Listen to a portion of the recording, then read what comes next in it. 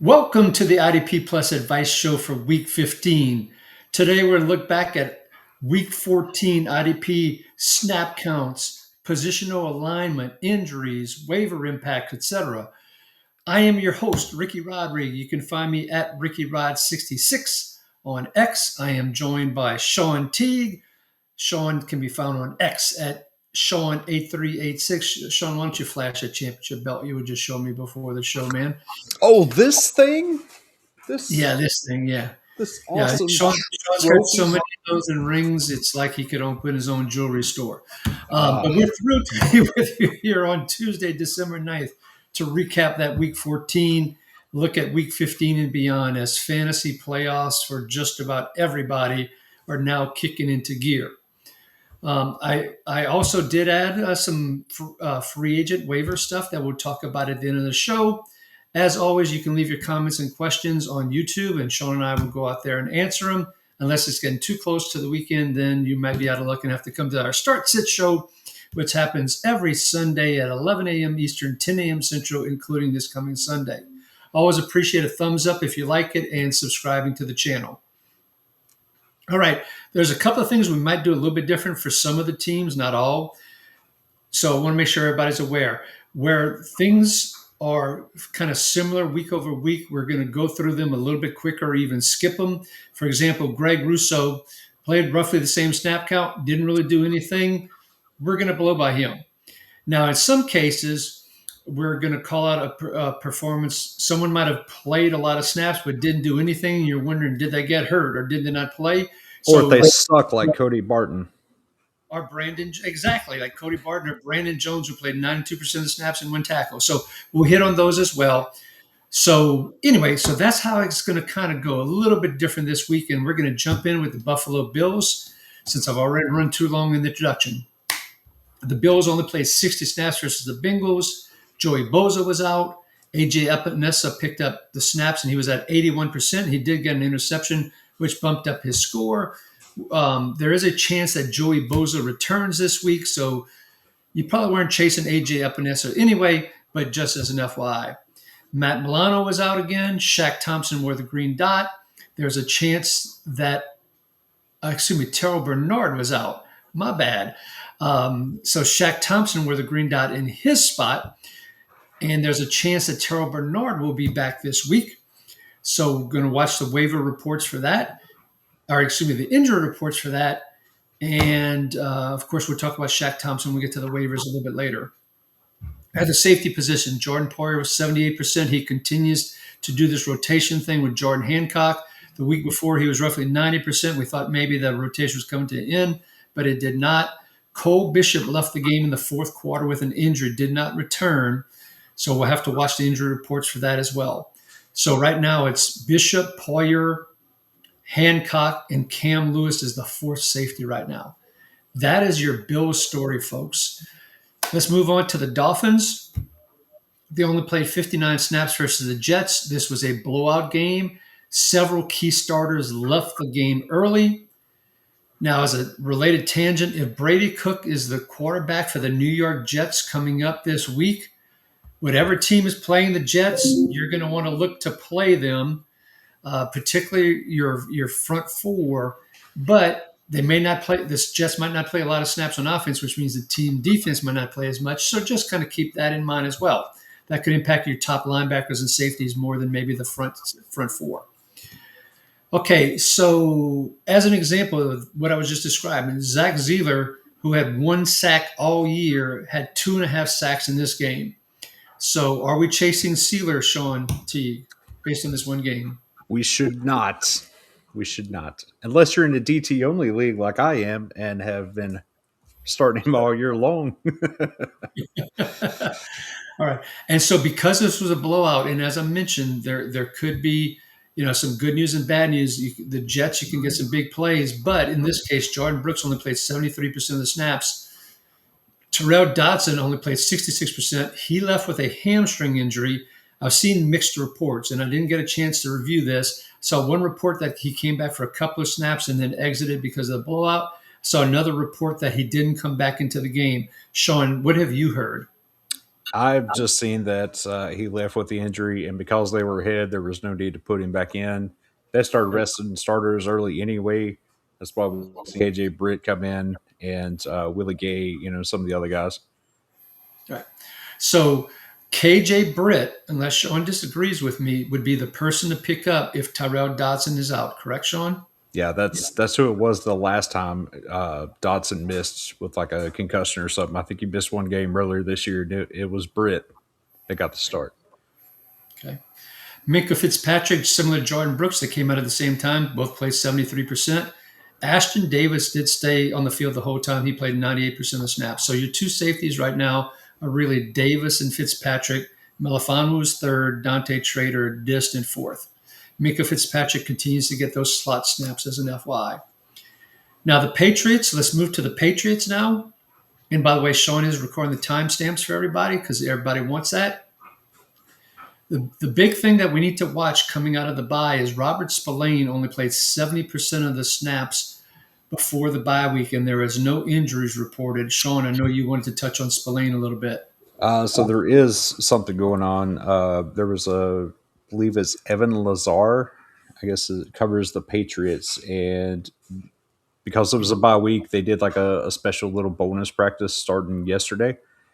And Spillane was limited, so they think between that and the drop in snaps the previous week that there is some kind of injury he's nursing. But he was at practice. But it is something to monitor. So we should know more probably tomorrow what that actual injury is. Yeah, it kind of sucks when there's no reports of injuries when there is some, and also I'm glad you picked up on that, Sean. So that kind of explained the 70%, which was a shock to all of us. Yeah. Okay, so that's the Patriots story. Let's move on to the Jets. The Jets played 65 snaps against the Dolphins. Jermaine Johnson jumped up in snap count back into the 83% range, which we've seen a couple of times from him this year. That didn't help him in the box score necessarily, but he did play a lot of snaps. That made Sean laugh. Jamie Sherwood and Quincy Williams both played 100% of the snaps. Nice to see Sherwood back with his 15 tackles. Welcome home. Welcome back, Jamie and Sherwood. Kiko Malagolo, who became the third linebacker because they put Marcelino McCrary Ball on IR before the game this past Sunday. Malagolo left the game with an injury. Not that you were playing him as a third linebacker anyway, but we'd like to keep you all abreast on some of these. Tony Adams was out. Isaiah Oliver picked up his snaps and only played 47% deep, and he played 99% of snaps with 9 tackles. So Isaiah Oliver, we'll talk about him in the waiver wire a little bit later. If Tony Adams is out, Isaiah Oliver is someone to consider. Malachi Moore was at 100%. Also, he only played 31% deep. So the last several weeks, both of the Jets safeties have not been playing nearly as much deep as some of the alignments earlier in the year, making both Malachi Moore and whoever's in that second safety role a little bit more attractive. Sean, how do you feel about Moore and Oliver? Yeah, I'm firing both of them up. Since Quentin Williams left, teams are able to run the ball a little easier on these guys, and I think that's why these safeties are having to play downhill more. They're not worried about the pass right now because they can't stop the run. And we see the Dolphins run all over them this past weekend. So yeah, Malachi Moore, fire him up. Isaiah Oliver has cornerback eligibility on some of these platforms. So slight cheat code there. That's exactly right. And so there's someone else when we get to Detroit that has some cornerback eligibility in some platforms that we'll talk about as well. Lastly, I just mentioned, because we do tend to talk about when slot cornerback things happen and change. Jarvis Brownlee went on IR. The week before, Jasir Taylor played the slot role. This week, Jordan Clark, the son of Ryan Clark, who played at LSU, was the third cornerback. And that was the main reason I had to get an LSU plug in. Okay. We're all shocked. How about we move to the AFC North, which I keep on referring to as the AFC Central sometimes. One of these days I'll keep that straight. But the Ravens, starting with them, only played 52 snaps versus the Steelers. There are some interesting alignment changes, but I think it was more matchup driven than it was because of the actual that this will be a recurring theme for the Ravens. So let me go through those, and then I'll let you comment, Sean. Roquan Smith played 100% as usual. Teddy Buchanan was back up to the 79% range. At safety, this is where things change a little bit. Kyle Hamilton played 100% of the snaps. That didn't change with only 2% deep. Loie Gilman, 98%. He only played 29% deep, which was very unusual for him. Malachi Starks only played 71% of the snaps. He was 65% deep.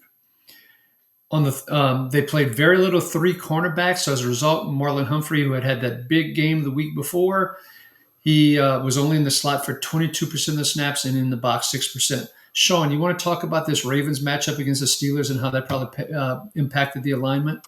Yeah, this was 100% just a one game deal here going against the Steelers, who are three tight ends, four tight ends.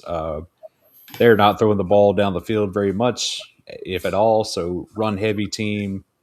Yeah, we're seeing Gainwell and Warren, two headed monster there. We're seeing all the tight ends, all the short range stuff. So yeah, that's why we've seen Gilman come up, play more. We've seen Teddy Buchanan play more this week. So that was all about stopping the run and all the short passes this week. So I expect that to go back to what has been, with Malachi playing more, Teddy Buchanan playing less, and then probably Gilman playing deeper next week.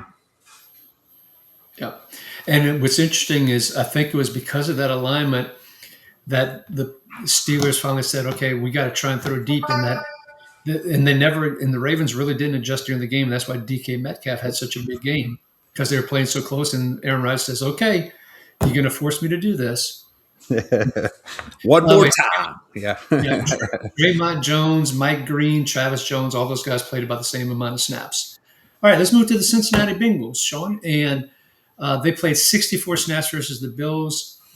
Kind of gave that game away, unfortunately, because of two defensive interceptions. I'm not going to mention the quarterback who threw those and what school he went to. He had a great game until those two passes. Trey Hendrickson had surgery today on December 9th. He is finally headed to IR. They said he'll be ready in 6 weeks. You know, he's missed like 6 games in a row. Theoretically, he could have had that surgery like 6 weeks ago and be active right now if that's truly the case. But this is the Cincinnati Bengals for you. As I said, Bungles and not Bengals. Yeah. Okay. I'm with you. That wasn't original, by the way. All right. Miles Murphy played 84% of the snaps. Joseph Osai, 73%. Osai left the game with an injury.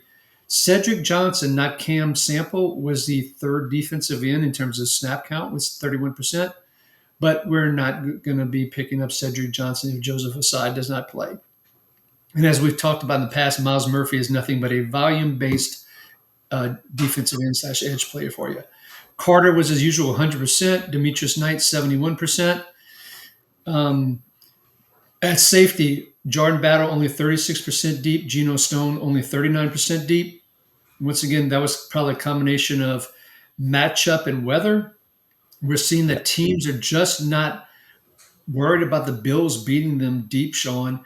And so for defense that are playing the Bills, those safeties are coming up, and something to look for in future games against the Bills for those safety matchups. Yeah, your Jordan Battles look a whole lot better on weeks like that when they are coming up higher or closer to the line of scrimmage. You're getting more tackles that way, and it's a definite trend over the last few weeks for several of these teams. The Bills, we just talked about the Steelers too. So yeah, just be aware of these matchups, especially here in the playoffs. Yep. And but by the way, Battle and Stone led the team in tackles. As a side note, Jalen Davis continues to be the slot corner for the Bengals, which is bad news for Dax Hill. He only played 2% of his snaps in the slot this past week to Dax Hill. All right, let's move to the Cleveland Browns. 66 snaps versus the Titans. Talk about a team defense that laid an egg and almost cost me in my guillotine league. I'm like, Browns against the Titans, holy crud. I am going to rack up some points with my team defense in the guillotine league. I luckily got by, but I'll be dropping those sorry-ass Browns guillotine defense. All right, Myles Garrett played 89% of the snaps. Alex Wright played 65% in his return. He didn't do much with that 65%, but it was nice to have him back. Interestingly enough, Isaiah McGuire had left the game before injured, but he was active. But Cam Thomas still played more snaps than him. So if Wright were to be injured again, it'd be Thomas and McGuire, though, boy, you'd have to be in a really deep league to play either one of those guys if Wright was out. Myles Garrett up to 20 sacks, 22 and a half is the record. He is closing in on it because he got one more in this game. And Al Bubba Baker from Detroit, before sacks became an official stat, had either 23 and a half or 24. Someone went back and calculated. So that is the unofficial stat. It'll be interesting to see if Myles Garrett can get all the way to top Baker's record. Mason Graham at 68%, Schlesinger normal 100%, Devin Bush 88%. Ronnie Hickman played 73% of the snaps deep. We've warned y'all about that. Grant Delpit actually played a little bit more deep than normal, was only 17%. And Cam Ward embarrassed him with when Delpit had a great blitz, or I shouldn't say necessarily blitz, but run up to tackle him, and Ward just threw him off. Delpit was trying to do everything to take him down. He hurt my LSU brain on that particular play. Denzel Ward left with an injury for those of y'all in deep cornerback leagues. Sam Ward is the number 4 cornerback as an FYI. He's the one that came in. Miles Harden continues to be primarily the slot for the Browns. Let's go to the Steelers, Shawn. 80 snaps versus the Ravens after they played 74 last week against the Bills. So the Steelers defense is on the field quite a lot. We've told y'all when Watt and Highsmith play, Herbig does not play a lot. He played in the mid-30s, 34%. That's roughly where he usually is. Watt was at 88%. No sacks again this week. That's only 7 on the year. Alex Highsmith, 78% of the snaps, and he had a sack on the last play of the game, which was so nice because I had him in one of my lineups. So I was thrilled. Derek Harmon was out with an injury again, although Mike Tomlin said today, Tuesday, December 9th, that Harmon will start practicing on a limited basis this week. Didn't guarantee he was going to play, but that could have an impact to Yaya Black. I know some people chased him after the 9-tackle week he had 2 weeks ago. He had, I think it was 4 tackles this week. I forgot to put in the notes. But he led the interior defensive lineman for the Steelers, playing 80% of the snaps, which was really surprising there. We're about to come to the public service announcement that we do for the Steelers number 2 linebacker every week. Patrick Queen played 93% of the snaps. There was word that he wouldn't even play. He was out for a few plays. They were worried about if he had re-injured himself, but he went back in. He was fine. Peyton Wilson and Malik Harrison were the 2 linebackers as we get into the PSA that were rotating at the beginning. Malik Harrison played 19% of the snaps before he left with a concussion. Peyton Wilson only played 40% of the snaps. Cole Holcomb came in with Harrison going on, played 39% of the snaps. Shawn, this number 2 linebacker role. You taking a chance with Peyton Wilson as you go into your fantasy playoffs? Only in a desperate situation. You can't feel good about it. No. If you can not play Peyton Wilson or Cole Holcomb or Malik Harrison or whoever, yeah, definitely don't. This has got ugly at the worst possible time. We were actually thinking the opposite here, like Peyton Wilson was going to be the full-time starter. Maybe they limit Queen, or if he was going to play at all. And it looks like if you add up Malik Harrison and Cole Holcomb's numbers, the plan was for Malik Harrison to leapfrog Peyton Wilson this week. If I'm looking at these numbers correctly, interpreting them correctly. Yep. So if you're in your fantasy playoffs, I don't think you want to bank on Wilson, Harrison, or Holcomb, folks, unless you're absolutely desperate, as Shawn was just saying. Moving to the safety position, Kyle Duggar was out with a hand injury. Chuck Clark and Jabril Peppers basically platoon with Clark at 58%, Peppers at 43%. I think that Clark got benched and Peppers went in his place, but in either case, we're not taking a chance on either one going into the playoffs. Kyle Duggar, the week before, when he played basically 100% of the snaps, played only 27% deep, the rest close to the line of scrimmage. If Duggar is active, Shawn, would you play Duggar as a number 2 safety or a number 3 safety? Oh boy, I'd be okay at 3. I would be nervous as a 2, just because he's had so many down tackle games this year for 3 tackles, 4 tackles. Now he was kind of picking up over the last couple before missing this game. He was getting some more tackles. So if these linebackers aren't going to be on the field as much, it would be better for Duggar. It would give him better opportunities to make these tackles. So as a three, yes, a little nervous as a safety two. Yeah, I'm with you on that one. Okay, let's go to the AFC South. Let's move to the Houston Texans. And they played 64 snaps versus the Chiefs. And my youngest son is a huge Houston Texans fans, and he basically was bragging about how the Texans put the nail in the Chiefs' coffin this week. At defensive tackle, Sheldon Rankins continued to play his roughly 60, it was mid 60s. He was at 67%. Tim Settle went to IR. Tommy Togiai ended up playing 64% of the snaps, which was a season high for him, and he had 10 tackles and a sack. Extremely productive. Now the Chiefs' offensive line is really banged up, so he was able to take advantage of that. Shawn, in defensive tackle required leagues, are you chasing the tackles from Togiai here? We're not expecting 10, but are you willing to play him as a number 2 or number 3 DT?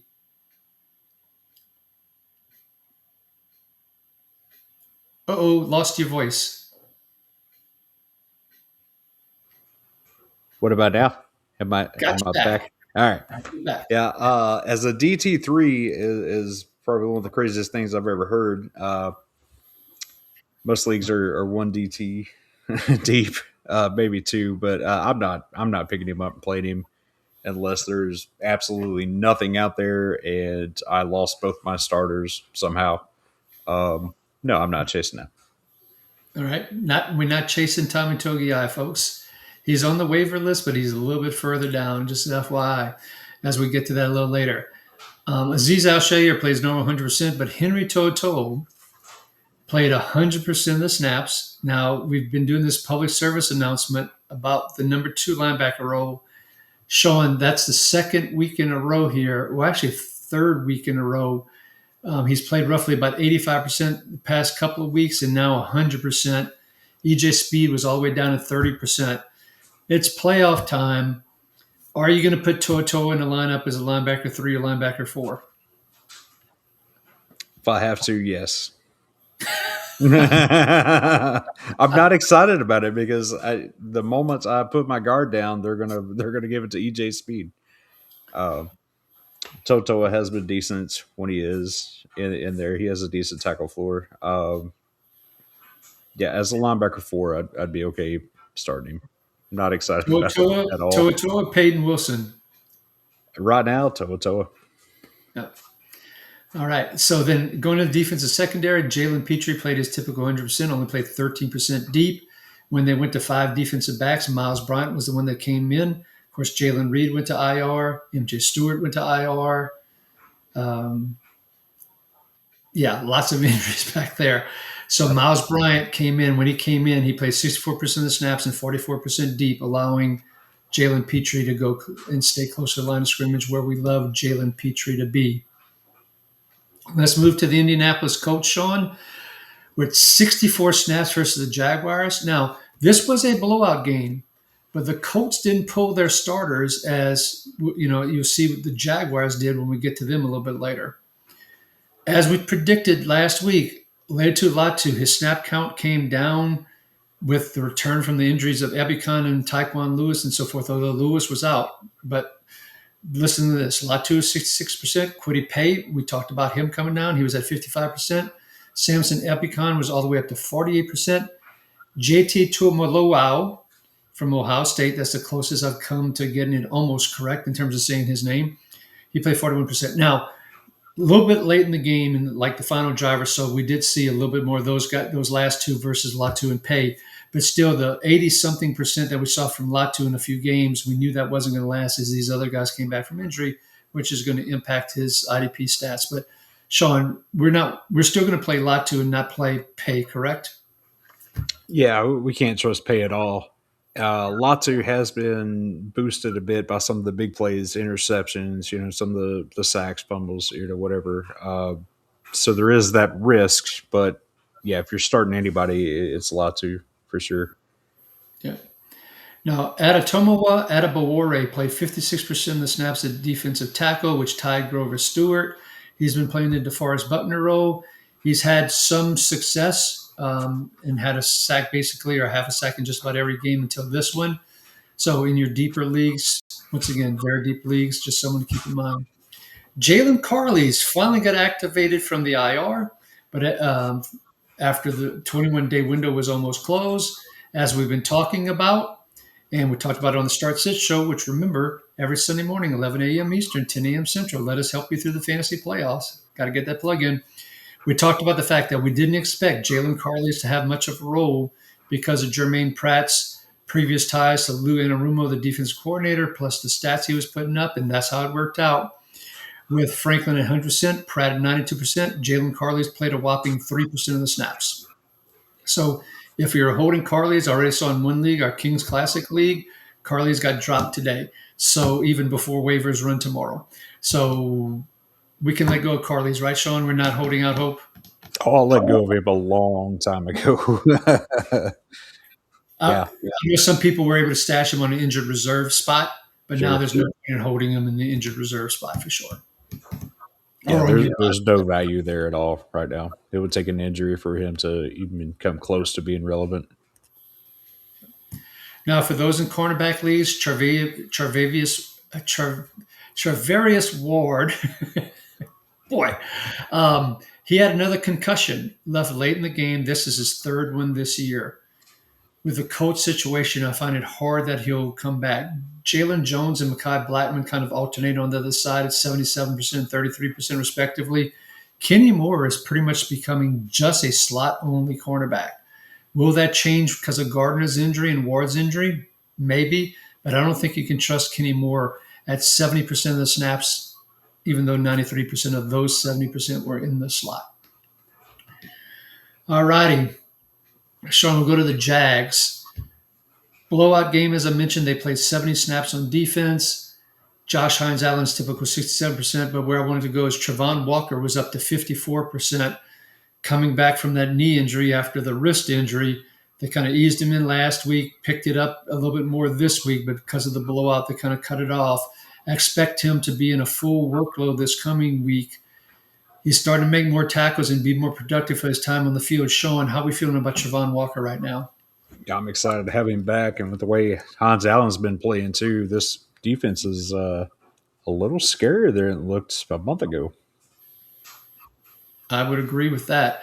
Foya Lucan only played 81% of the snaps. Devin Lloyd, another big play. He did lead the team in tackles this week, but he only played 74% of the snaps, but he did get an interception.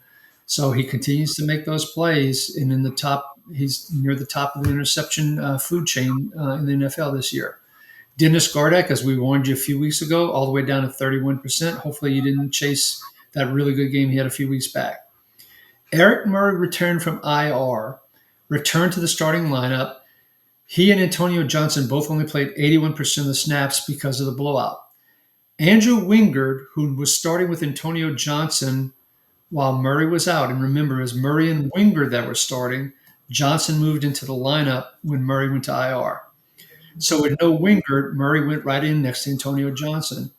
Shawn, if Wingard returns this week, who are going to be the two starting safeties for the Jacksonville Jaguars? Oh, it's Murray and Wingard. Antonio Johnson will be the odd man out. He'll still play 30% of the game, maybe on some plays, if that. But yeah, he's a liability deep. That's why whoever was playing with him has the deeper role, so that they do not want him in coverage. But he's filled in nicely. This was probably your last week of being able to start Antonio Johnson. So there's you a drop to go pick up somebody else this week. Yep, we are 100% aligned on that. And to Shawn's point, Antonio Johnson only played 35% deep, which I think can be good news for Wingard because Wingard was getting more close to line of scrimmage when Eric Murray was there. So Wingard, if someone dropped him because of the injury or the concussion and need to balance their roster somehow, Wingard could be a sneaky pickup. I did not put him on the waiver list, but as an FYI. Okay, that concludes the Jaguars. The Titans, who embarrassed the Cleveland Browns, played a very nice 69 snaps versus the Cleveland Browns. Jeff Simmons had a monster game, playing 87% of the snaps. despite his frustrations about Tennessee continually losing, he continues to put up these monster stats, basically on path for a potential career year here. Hopefully, he keeps the momentum up even as the year starts winding down. Cody Barton and Cedric Gray both played 100%. Gray was oftentimes in that 93% range, but he played a whole 100% this week. What was interesting, Cody Barton, I think, got more than 2 tackles this week, Shawn. Impossible. Wait till stat corrections come out Thursday. They'll drop it back down to where it's supposed to be. Kaiser White was released from the practice squad. So the only reason I mentioned that is he apparently had some little hamstring thing that he was dealing with, and maybe they finally got frustrated with him and let him go. As we get to week 16 and 17, with some of the injuries and where teams, particular teams out of the playoff chase, start putting players on injured reserve if they're only going to miss a couple of weeks, but that won't do them any good. So Kaiser White, I wouldn't be surprised to see some team pick him up and throw him into the lineup in week 17, Shawn. There was some rumors going around about Chicago was a place he was maybe going to go check out with all the injuries they've been having and the weird rotations. But yeah, it was weird. It was reported he was released, that they parted on mutual terms, that he showed back up at practice, wasn't released, and now he's officially gone. So something really weird happened there. It definitely wasn't mutual by the sounds of it. But yeah, it could be a playoff team that picks him up. It could be somebody like Arizona, where he was before. I don't know. Yeah, and we're going to talk about the Bears and Arizona both because they both pulled the rug out of under a lot of people this past week. At the safety position for the Titans, Amani Hooker and Kevin Winston Jr. played 100% of the snaps. Xavier Woods only played 81% as the number 5 defensive back. Darrell Baker and Marcus Harris played 100%. They were the outside cornerbacks. Marcus Harris was previously the slot. And we did get some questions via the YouTube IDP Plus channel. Remember, you can go on this show, put into the YouTube channel, and we will be checking the questions and answering them periodically as an FYI. But we got a question about that. And the answer was, as long as Jalen Armour-Davis continues to be injured, which he has an Achilles problem, it's not torn, but that's what it's been mentioned as long as he's out, I felt fairly safe playing Winston in this situation. And now with him playing 100% and Woods only 81%, I'm really comfortable playing Kevin Winston. Shawn? Yeah, Even Winston, if Jalen Armour-Davis comes back, are you worried about Winston? No, they got no reason to not play him with his draft capital. The way their season's going, he needs the experience. They're going to get rid of Woods next year, maybe even Hooker. Woods for sure. But yeah, they'd be stupid to pull him at this point. So I'm thinking Winston's fine. He's playing primarily the slot role, the box role. The other two are deep right now, and I expect that to stay the same going forward. So, Shawn, did you change your mind of Winston versus Malachi Moore, the debate we had on Sunday? I didn't see the official total. They both had good games. Yeah, I'm not taking a big L on that one.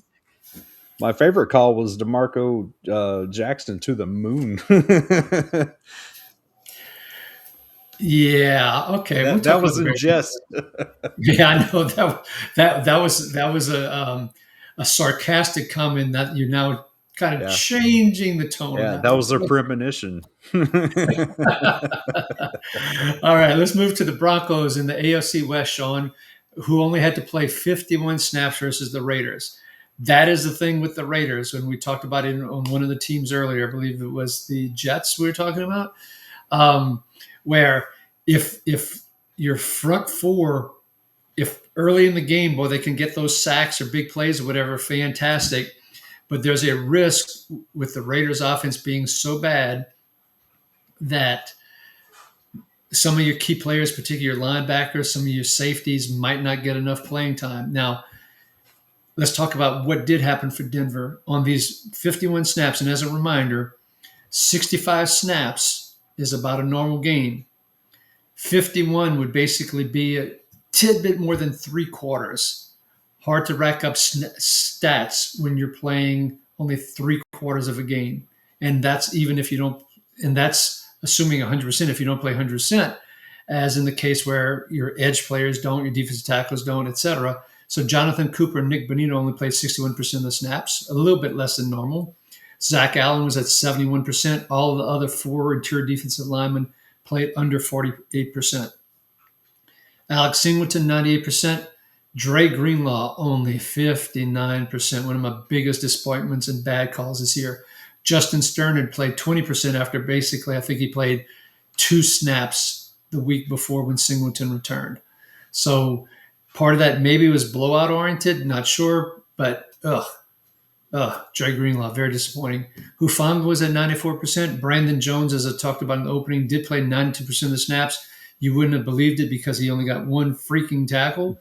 But that's sometimes that happens when, particularly when the other team is only playing 51 snaps, and Brandon Jones is the safety that's playing more deep snaps, where Hufanga is playing more closer line of scrimmage.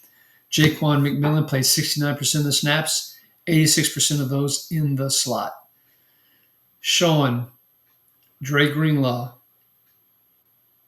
Right now, I'm hating him. I was against him before it was cool. Yeah, I that just was when you and it, I. yeah, that was Agree with the you. more passionate discussions you had where you were out on Singleton and the Greenlaw and Drew Sanders thing. And my concerns with both of those guys was injuries and not being able to play, all season, which, Sanders got hurt and Greenlaw's been hurt, but for whatever reason, they're not giving him a bigger role. And I think it's because they just have that many good defensive backs and they just don't trust him enough to stay on the field 100% of the time. And when you've won like 10 or 11 in a row, whatever the Yeah, number is that you're they've not, done, you don't then mess why with the change? formula. Yeah. Yeah. What we're doing is working. We're not going to stop it. So, and we've seen even when Singleton's out, it's Strennan that takes over. So they just, for whatever reason, that's just not Greenlaw's role. They don't trust him there. Right? The Kansas City Chiefs played 70 snaps against the Houston Texans and lost. Ashton Gelati, the rookie out of Louisville, now is number two in terms of edge snaps for the Chiefs. He was up to 56% behind Karlaftis is 80%. So even though Mike Dana started, even though Charles Omenihu is there, Ashton Gelati. So for those of you in dynasty leagues, just something to keep an eye on there. Chris Jones was at 80%. No other interior defensive lineman was above 30% for the Chiefs. Now, Chris Jones came out in the second half and just started dominating and destroying. And then the Chiefs went for it for that fourth down on their own 30, and then all of a sudden he disappeared again. When the guy is motivated, he's despite his lack of IDP success from an NFL perspective, he makes a difference. But when he's really, really motivated, like he was when the second half started, he is just a freaking animal. But that did not continue throughout the rest of the game. Very disappointing, Shawn. Yeah, I don't know if age is part of that or if he, like I say, he's just kind of disenchanted with the organization right now. It's really weird because he's almost the Miles Garrett of interior defensive lineman when he wants to be. Yeah. Like you said, it's odd. Dude could be making a lot more money if he just balled out every week. Well, they gave him that big fat contract, so it'd be interesting to I think see it if could be even bigger if he yeah. just really went after it. Maybe at his age and with the dynasty kind of dropping off this year, feels like he's just kind of coasting right now. Yeah. And if they fall out of the playoff hunt, ooh, that'll be really bad if they're when they're officially out. Nick Bolton was at 100%. Brian Cook, Chamari Connor played 100% of snaps. With Christian Roland Wallace going on IR, who had been the fifth defensive back, Mike Edwards played 53% of snaps, not Jaden Hicks. Jaden Hicks was at 16%. Trent McDuffie got hurt at cornerback, only played 13% of the snaps. Noel Williams was the rookie out of California, is the one that replaced him across from Jalen Watson. So that's how the Chiefs secondary worked out. Man, if I need a spot on my dynasty leagues, folks, drop Jaden Hicks. Give up, give up, give up. If a journeyman like Mike Edwards is playing that many more snaps ahead of him, Shawn. Yeah, that one hurts. Watching his college tape and everything, and then seeing what he can do in the preseasons, and it looks like a really good football player just sitting there waiting to be unleashed. But for whatever reason, I don't know if it's I don't know what it is. I really don't. But it's frustrating. Moving to the Las Vegas Raiders, who played 74 snaps against the Broncos. We love it when the Raiders play a lot of snaps on defense because Devin White racks up the tackles, and he played 100% of the snaps and had 19 freaking tackles, which was Where's he awesome. from? LSU. Thank you for Oh that. yeah. I really appreciate that, Shawn. Landon Roberts bumped up a little bit to 64%. Jamal Adams bumped all the way down to 27%. Adams smacked R.J. Harvey on a little screen pass to the sideline. By the way, Adams went to LSU as well. And but Harvey just bounced off of it. And then a little bit later, Adams got a big penalty as well. So that may have contributed to his 27%. I saw Tommy Eichenberg on the field. I'm like, holy cow. And I was like, I can't wait to see the snap count, see, did he really supplant Roberts and how much did he play? He only played 7% of the snaps, for those that might have seen that as well. Jeremy Chin was questionable, limited practices throughout the week. We were worried he might not play, and we were cautioning people to make sure you had a backup plan just in case in the late window or Sunday night or Monday night kind of thing. Good news, he played, and he played 100% of snaps and had a great game. Caillou Blue Kelly, who had been alternating with Darian Porter, after 7% of the snaps was out, got carted off the field with his leg wrapped up, turned out to be a torn patella. Darian Porter picked up the 93% of snaps after he left. Darian Porter is one of these like Jalen Jones from last year, who particularly as a former wide receiver on top of that, he ended up having 6 tackles total and 2 pass defenses.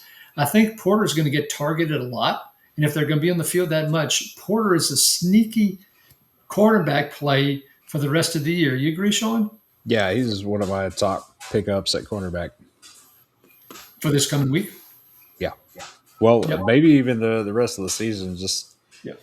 we thought he was getting that start over Kelly there a while back, and then they started this weird rotation thing. But looks like he played 100% after the injury. So I'm So a little skeptical, but the backup was so Greedy Vance became their slot cornerback, who they signed from the practice squad, benching Darnay Holmes. So, and then you have Richardson, the 5th year from last year, who was like burnt toast last year. He was constantly getting burned. So I don't see anybody taking his place. So I expect that Porter, and they use 3rd-round draft capital. So I do expect Porter to play for the rest of the year. Let's move to the Chargers as we wrap up the AFC. They played 71 snaps versus the Eagles last night. I got to just briefly mention the 5 turnovers within 11 plays, including 2 by Hurts in one play. I don't know if y'all heard the stats, but in case y'all didn't, the records go back to 1978. They couldn't find anyone that had had 2 turnovers on the same play. So congratulations to Jalen Hurts for making the record book with 2 turnovers on one play. Odafe Owe got a sack, but only played 38% of the snaps. Tully and Mack played their normal amounts. Justin E. Boygby, who I sang the praises of earlier and someone to watch as a FYI. I can't remember. There's a defensive tackle, Otto Obanya. I can't remember how to pronounce his name. A Tito or something. Him from IR. And with all of that, Boygby was all the way down to 5th in terms of interior defensive lineman snaps at 17%. So if you were kind of stashing him like I did in one league, it's time to let him go and find a different defensive tackle stash. Henley played 100% of the snaps, and he actually gave us some stats. Not bad. Not bad. Was hoping for more. He actually had a quarterback hit/sack that was taken away due to penalty. Yeah. So it was nice to see that he's still alive. So welcome back, Dayon Henley. Perriman played 63%. Dye played 20%. And he was on the field for the right 20% because he got the last fumble recovery on that 3 turnovers on one play as part of the 5 turnovers within 11 snaps. Derwin James briefly left the game with a concussion, so he only played 90% of the snaps, but he did return, which is good news. Elijah Molden, who often gets hurt, got hurt again. 51% of the snaps, left game with a hamstring injury, was ruled out. R.J. Mickens and Tony Jefferson, who had been rotating in that third safety role next to Molden, those two, if Molden is out, you might see both of them playing 90+% of the snaps. And no cornerback played as much as 80% of the snaps again this week for the Chargers. Similar to what we've seen with the Los Angeles Rams. This is several weeks in a row the Chargers have done that. Shawn, R.J. Mickens, Tony Jefferson. Jefferson at one point was an IDP stud many years ago. He's in his early 30s, 33, 34, somewhere around there. Would you take a chance on him if Molden's out? Yeah, if there's no other options, I might take a shot on him, but I'm really looking elsewhere if I can. I just don't feel like his production is consistent enough for me to trust going into the playoffs. But if you're down to the bare bones and need something, he's playing. And I think he has 4 interceptions on the year, if I remember correctly. So he's getting some big plays too. But I think Including, he's playing deeper than I would really like for him to be. He's kind of the blanket back there, is he not? yeah, but he and Mickens were kind of playing there. But with Molden now being out, he might get a few more snaps close to the line of scrimmage. I expect Mickens would play a little bit deeper. But once again, I'm with you. That would be pretty chancy going into this week. Maybe the following week if Molden is still out, depending on how the playing time works out here in week 15, that we might be able to recommend him. Moving to the NFC and the NFC East, Dallas Cowboys 62 snaps versus the Detroit Lions. So much for that improved Cowboys defense that we talked about as they gave up 44 points. The Lions were on fire. I'll give them credit. It was an indoors game. Indoors game against a so-so defense. The Lions tend to do well. Donovan Izuruku was up to 79%, which I meant to go back and check, but I think that was a season high for him. Jadeveon Clowney was out, so that probably was part of the reason. Clowney had been playing the second most snaps, usually around the 48% range. But with that, Sam Williams actually leapfrogged to second at 50%. Dante Fowler stayed in that 37% range where he's typically been most of the year, 35, 38%, somewhere along those lines.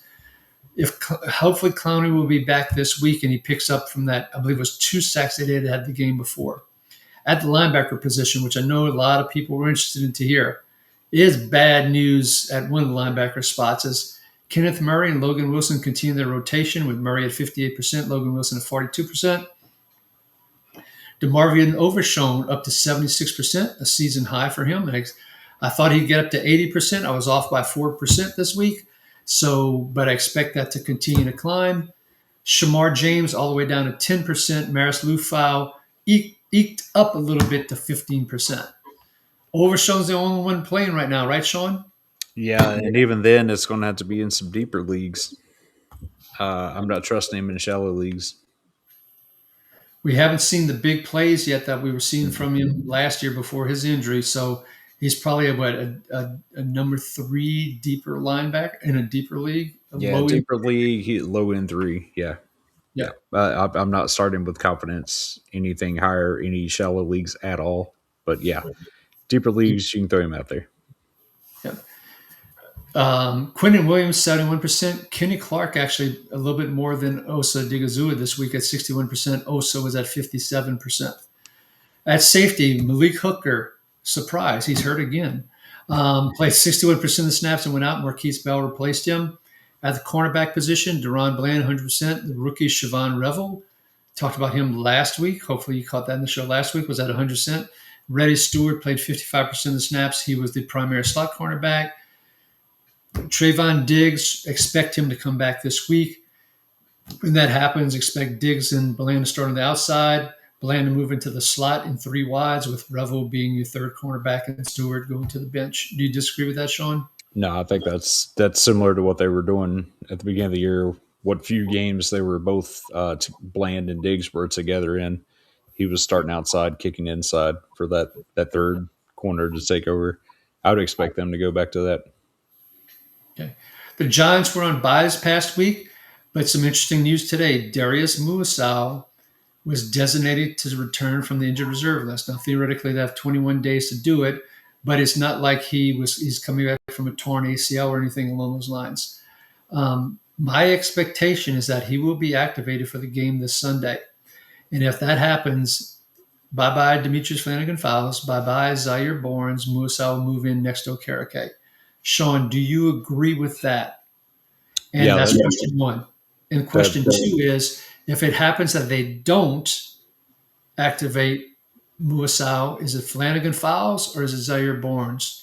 See, I was happy with your questions until you gave me the second one. But I did have in my notes that Muasau was probably coming back, uh, or was designated to return practice window, all that good stuff. So I expect him back with his injury.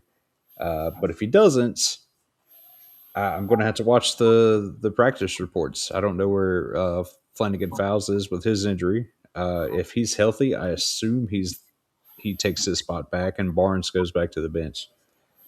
But I think that's the pecking order: Lewisau, Flanagan Fowles, and then Barnes. So we are aligned on that assessment. We'll see how it plays out.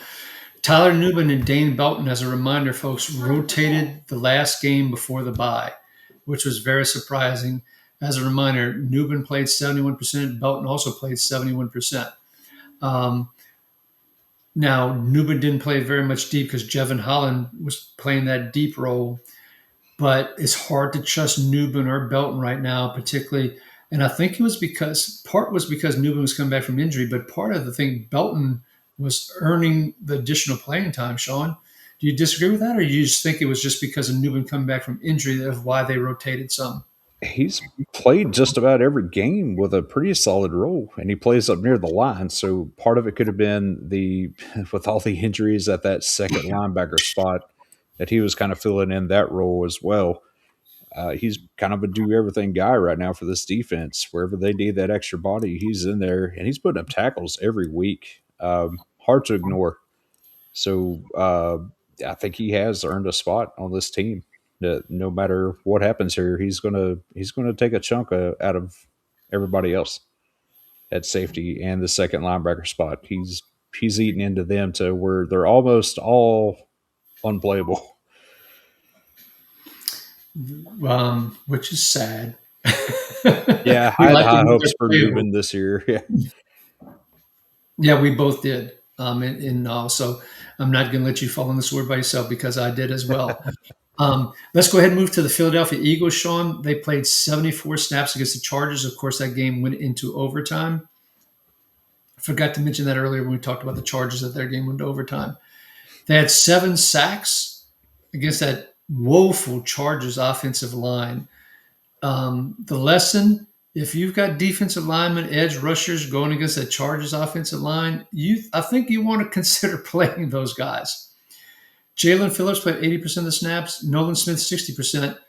I thought Jalen Hunt had played a lot more until I saw the snap count was at 54%, but he had 2.5 sacks. He seemed to be all over the place, That's Shawn. I thought the exact same thing went through my mind because play after play, if he wasn't getting the quarterback, he was the other guy about to get him.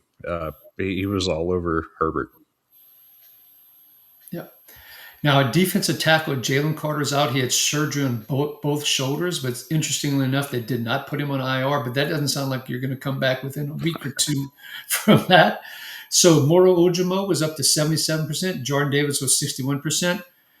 With Carter being on ruled out earlier, I actually picked up Jordan Davis in the league. And because one, the matchup against the Chargers, two, when he's been getting 65% of the snaps, he's given a decent amount of tackles. And they had been ratcheting him down to in the low 40s, but then he started coming back up lately. I took a chance, and boy, that worked out really well for me. But once again, part of that was because of the Chargers matchup, folks. So check your waiver wire, look for some of these matchups against the Chargers and the Raiders offensive line, the Tennessee Titans.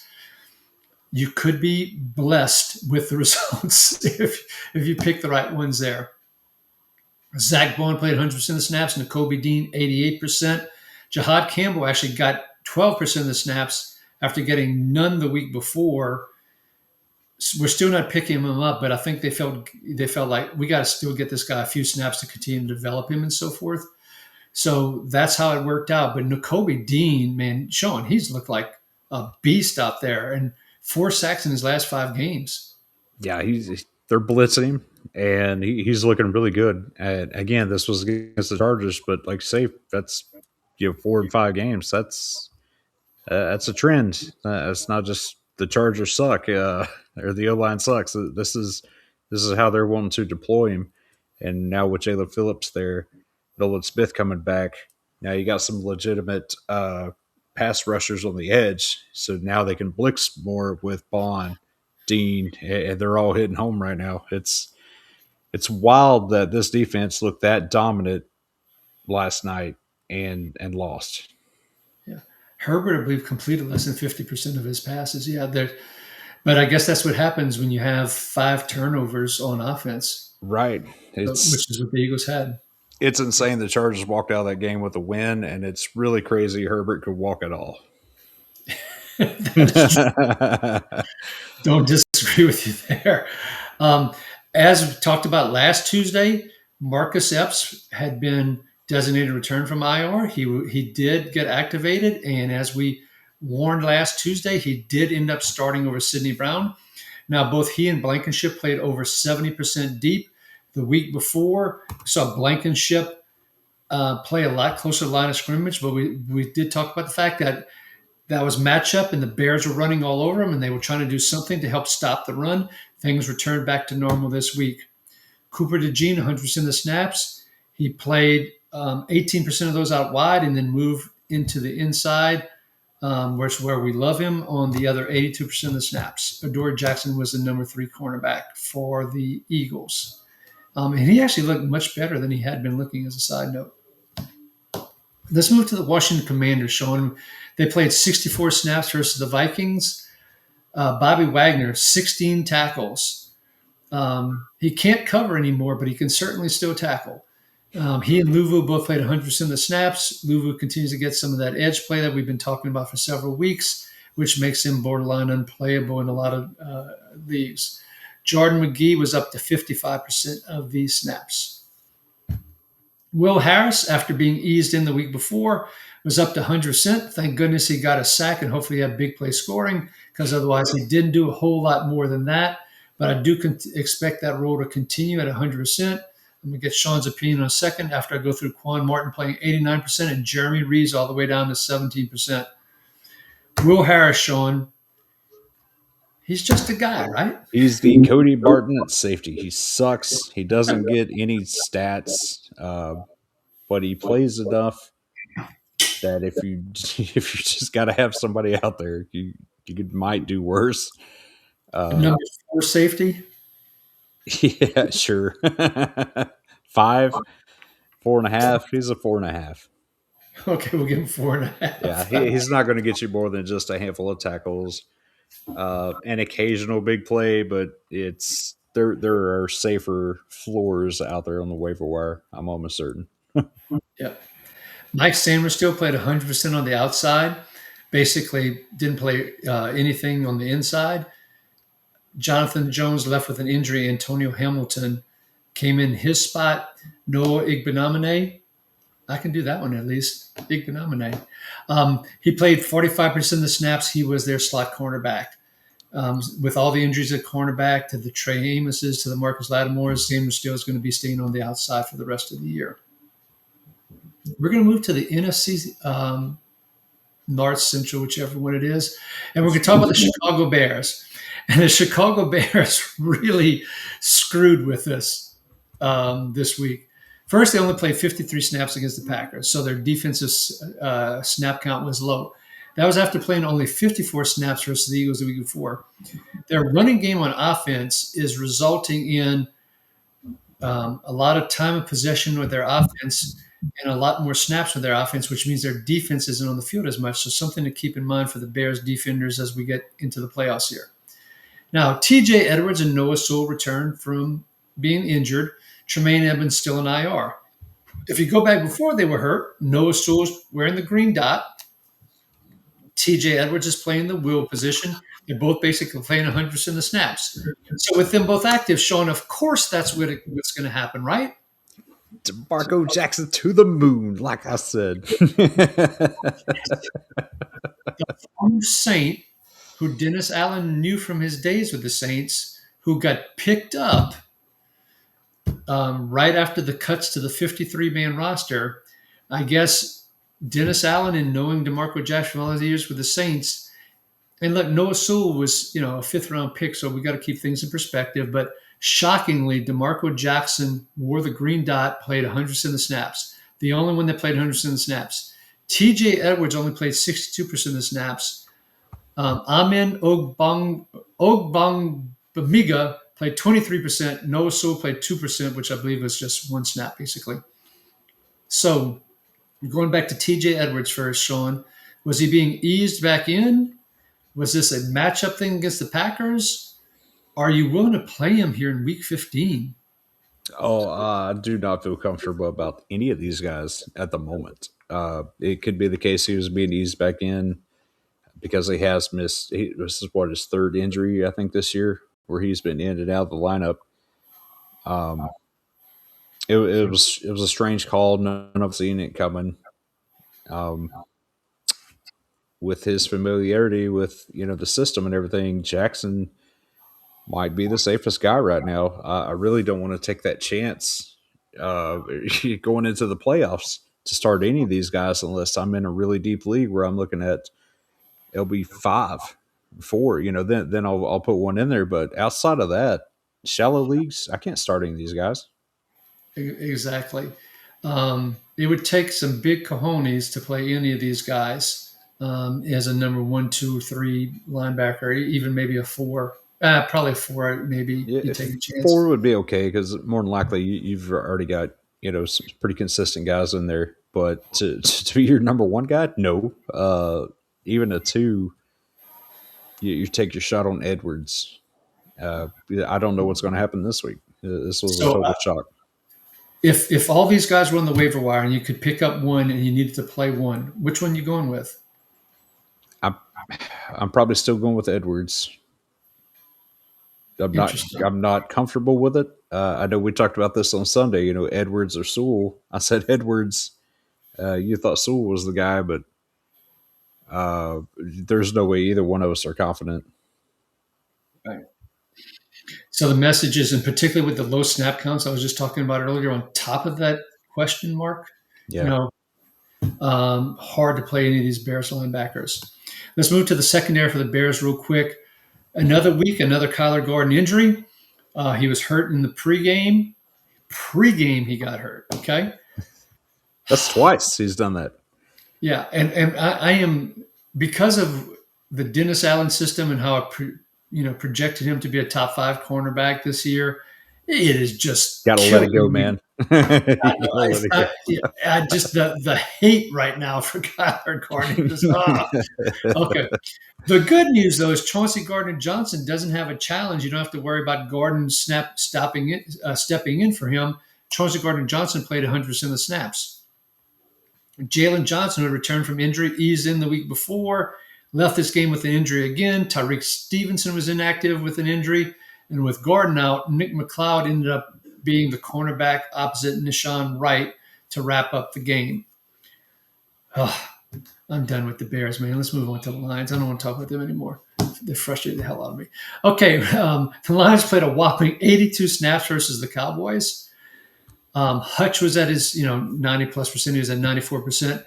Marcus Davenport 94%. Excuse me, not 94%, 48%. Yeah, hold on, guys. 48% never 94%.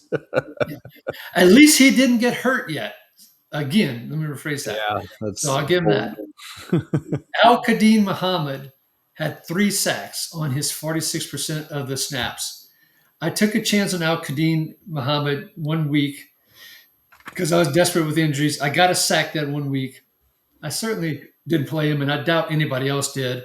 Shawn, what's our guidance for people who are thinking about chasing Al-Qadim Muhammad's points? Yeah, you guys go ahead and pick him up, and I'll get whoever you missed.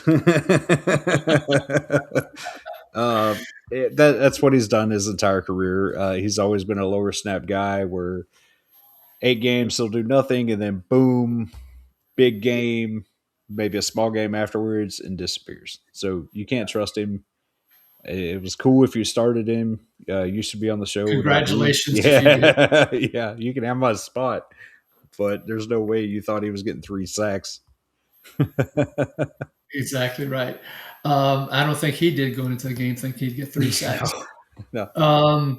All right, Aleem McNeil got a sack. That was his only, I think, IDP stat of the game because that gave him a tackle for loss, quarterback hit, all that kind of good stuff. Derek Barnes is trending down a little bit more, down to 71%. Trevor Noweski was up to 17%. Now, when I was watching the game, I also saw Malcolm Rodriguez on the field, and I was like, oh boy, how many snaps did he play? Because we've seen the Lions rotate their linebackers in the past, and a different defensive coordinator. The good news is he only went in for a couple of snaps in place of Anzalone. He played 97.6% of the snaps. Did Anzalone. Malcolm Rodriguez was at 2.4%. Really bad news in the secondary. And we said we would come back and talk about the Lions secondary a little bit earlier. Brian Branch tore his Achilles late in the game. Horrible injury, will impact the start of next year as well for him. And it was after 90% of the snaps. So at least if you're playing him, at least you got sort of almost a full game out of him. Thomas Harper, who's been playing in Kirby Joseph's place, and this was the 6th week in a row that Harper started in front of Kirby Joseph, or in place of Kirby Joseph, because Kirby Joseph's knee injury, which don't understand why they hadn't put him on IR, but they didn't. But he got hurt very early in the game after 2% of the snaps. So your safeties at the end of the game were Avonte Maddox and Daniel Thomas. Thomas has been primarily a special teams player in his career, previously at Jacksonville, and that's part of the reason Detroit signed him as well, is more for special teams. They signed DeMonte Casey to the practice squad. My expectation, Shawn, I'll see if you agree with me here, is Avonte Maddox ends up playing the Brian Branch role, and either Kirby Joseph or Thomas Harper ends up playing the other deep safety role that those two tend to play. Maddox has cornerback eligibility. Do you agree with that? And are you willing to take that chance of having Maddox as your starting cornerback, particularly even if Kirby Joseph comes back? Yeah, yeah. I think Maddox is a good play, especially with his corner eligibility. My concern is Kirby Joseph actually coming back?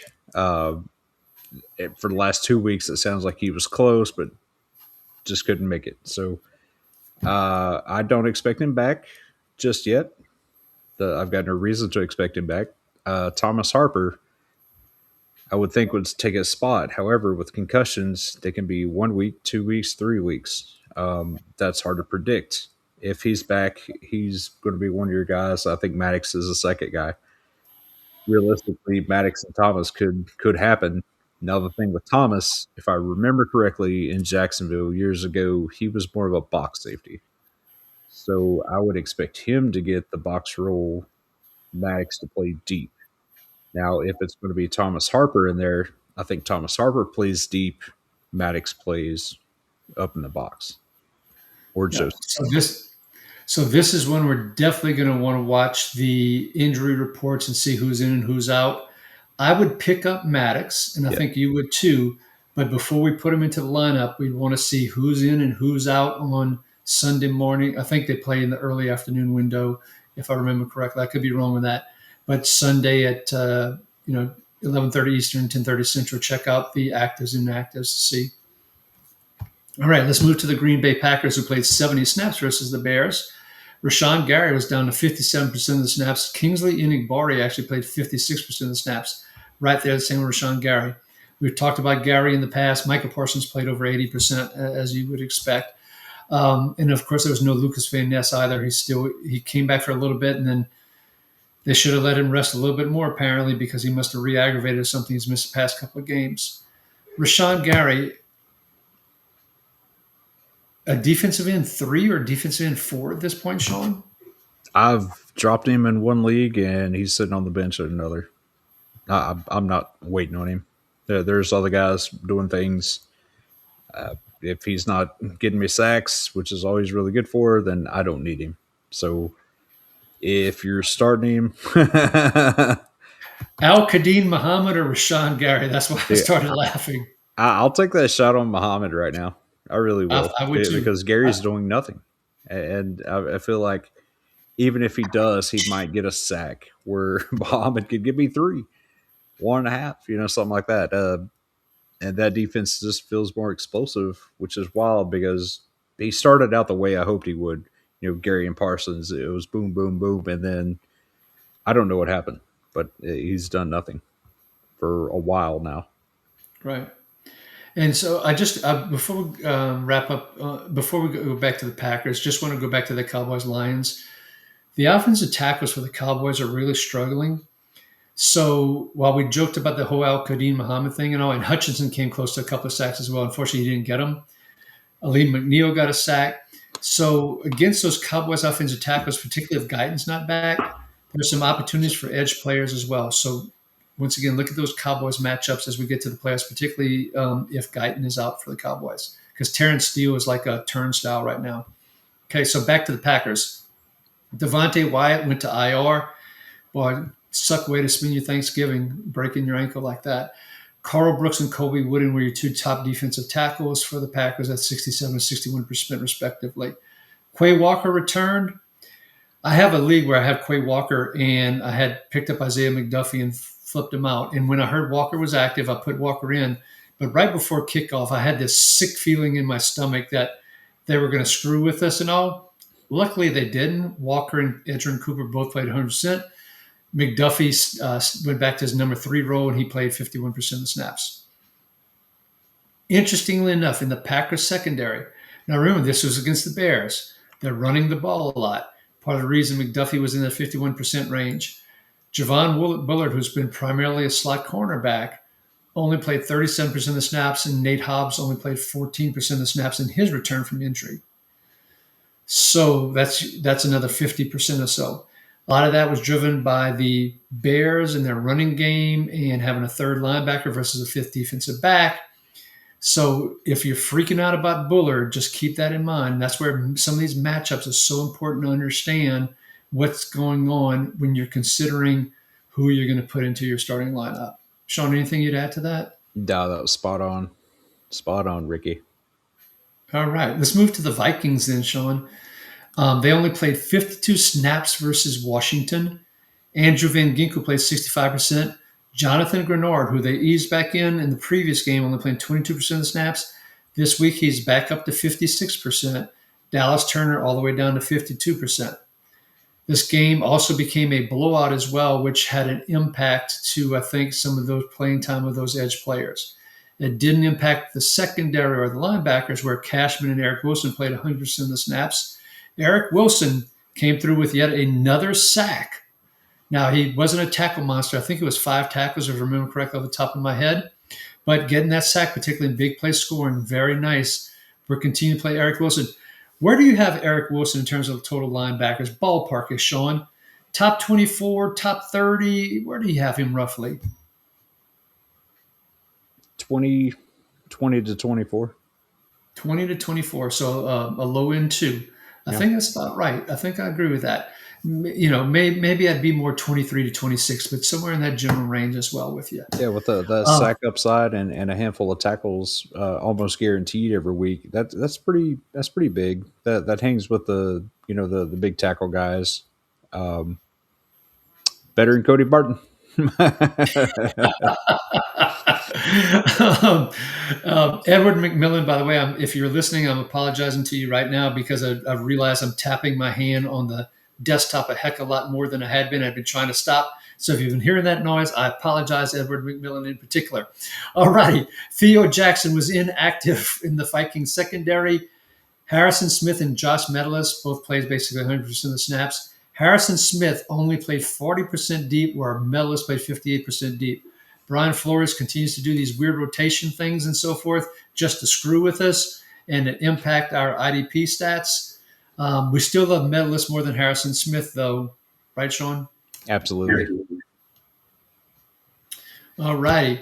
Um, That's top That may tier be the analysis right there. so that's what I was about to say. There was the Major League movie with Bob Uecker and the guy who sits next to him, and He he gets like one says, little word in. Yeah. says one word, and Bob Uecker says, "Well, that's why he's the best analyst in the game." That was you on that particular one, Shawn. All right, let's move to the NFC South and the Atlanta Falcons, who only played 61 snaps in a blowout game versus Seattle. Jalen Walker left the game with an injury after only 10% of the snaps, which is a bummer for those that were starting to trust Walker um, in deeper leagues. Now, they have the Thursday night game against Tampa Bay. He was limited on Tuesday after a DNP on Monday. So he's trending towards, it feels like, being able to play on Thursday night, but we'll have to watch the injury report. Because of him missing so many snaps, Leonard Floyd jumped all the way to 71%. James Pierce stayed at 59% in that high 50s range where he's been. And Arnold Ebiketie picked up the extra snaps and went up to 44%. Brandon Darlos was inactive. Before his injury, he was starting to show some really nice signs, but he was out. Kentavious Street, of all the defensive tackles, jumped all the way up to 71%. Now, part of that could have been because of the blowout. We're not chasing Kentavious Street in that 71% as an FYI. Darlos was limited on Tuesday. David Onyemata was also limited on Tuesday. Part of the reason Street may have played a little bit more despite the blowout game as well. Caden Ellis and Devon Diablo played 100% of the snaps. Jesse Bates and Xavier Watts basically played at 100%. Interestingly enough, Jordan Fuller got released and DeMarco Helms got put on IR. Micah Abernathy, if I remember correctly, is the only other safety on the Falcons roster. Not sure what they're planning to do there, particularly with the Falcons. I mean, the Falcons coming up against Tampa Bay and all the three wide and all the passing that I expect them to do against the Falcons. Yeah, that's a bit weird because AJ Terrell got hurt, and I was wondering if D. Alfred would kick outside and let Jordan Fuller come in and kind of take some of that slot role going forward.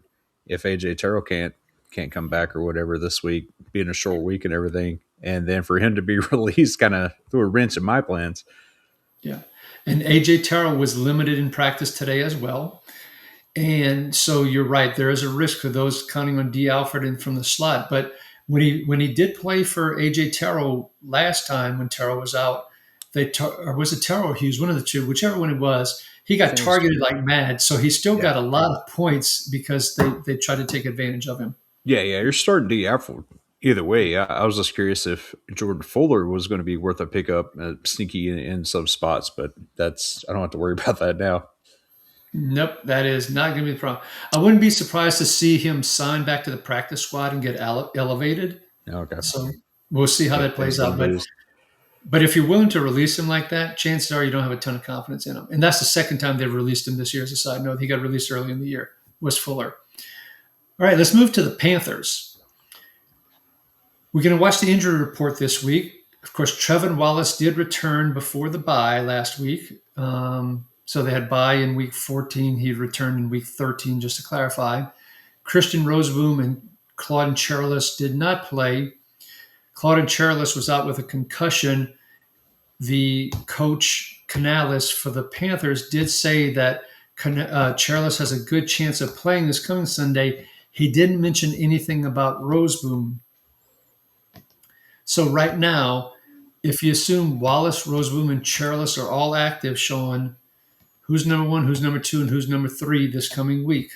If they're all active, I'm starting Roseboom.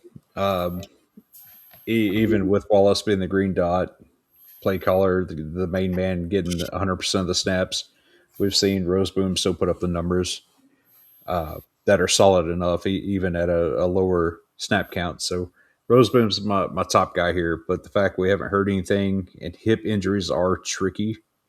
They can hold up guys for quite a bit. So it's a little concerning there. So I'm almost expecting him not to play, which, again, this is just speculation. We'll have to watch practice reports all week. But between Wallace and Charles, I'm probably starting Wallace. I don't know about Charles this week. I don't feel confident about it. All right, fair enough. Of course, Lathan Ransom had a hell of a game the week before the bye, led the team in tackles. He had 11 tackles and a sack. But the reason he did is because Trevin Moorig got suspended for punching a man in a place where nobody should be punching a man, but he should be back. Yep. So expect Morig to return to his normal role. And I don't think yet. So I had made a forecast earlier this year that after their bye, that Ransom would take Nick Scott's place.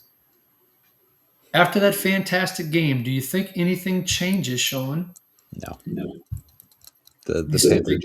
And Scott. The Panthers hate us. Yes. Okay. As long as they're in contention for a playoff spot, I don't see them tinkering with it. And they have to win their division to make the playoffs. So I do think Nick Scott will stay there for as long as they have a shot at the division title. Yeah, and I agree with you. And when I made the prediction, my expectation was that the Panthers would be out of the playoff Already out by now. Yeah. As we were going to week 15, but that certainly is not the case this year. And they're playing the juggernaut New Orleans Saints this coming week, if I'm remembering correctly. And so you certainly want your best players on the field. So Merrick and Scott should be out there to try and contain that Saints offense that's averaging about that 20 aerial attack. Aerial assault attack, man. That's exactly right. Speaking of the Saints, 74 snaps versus the Bucks this past week. Carl Granderson, there was a sighting for him. No, he didn't get a sack. But he made some really big plays in the run game on a couple of fourth downs in particular, where he sniffed out what the play was going to be and stopped him on fourth down. So he had a fantastic game against the run, had a few tackles, which was nice. We want some sacks for him, just not getting them. But I just did want to give a shout out because I've given him a hard time. Chase Young was at 80% still. Cam Jordan, 42%. He's sack a bust for Cam Jordan.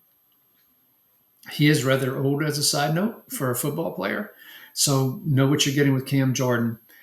DeMario Davis was 100%. Pete Werner, 55%. That's 8 games in a row below 60%. Hopefully you haven't been playing him. I'll just leave it at that. Justin Reed was out. The Saints, for the second week in a row, as Reed was out, they did this a little bit of a rotation, although not as bad as in previous weeks, with Jordan Howden at 88%, Giannis Sanker at 88%, Terrell Burgess at 27%. Makes it hard to want to play either Sanker or Howden if Justin Reed is out. But in the deepest of leagues, maybe I'm sure Sanker is probably on a team, but Howden might be a deep league pickup, particularly as he's kind of playing that Justin Reed role. Alante Taylor played 100% of the snaps, but only 18% out wide, which we love. The Bucs use a lot of 3 wide. That made a lot of sense that happened.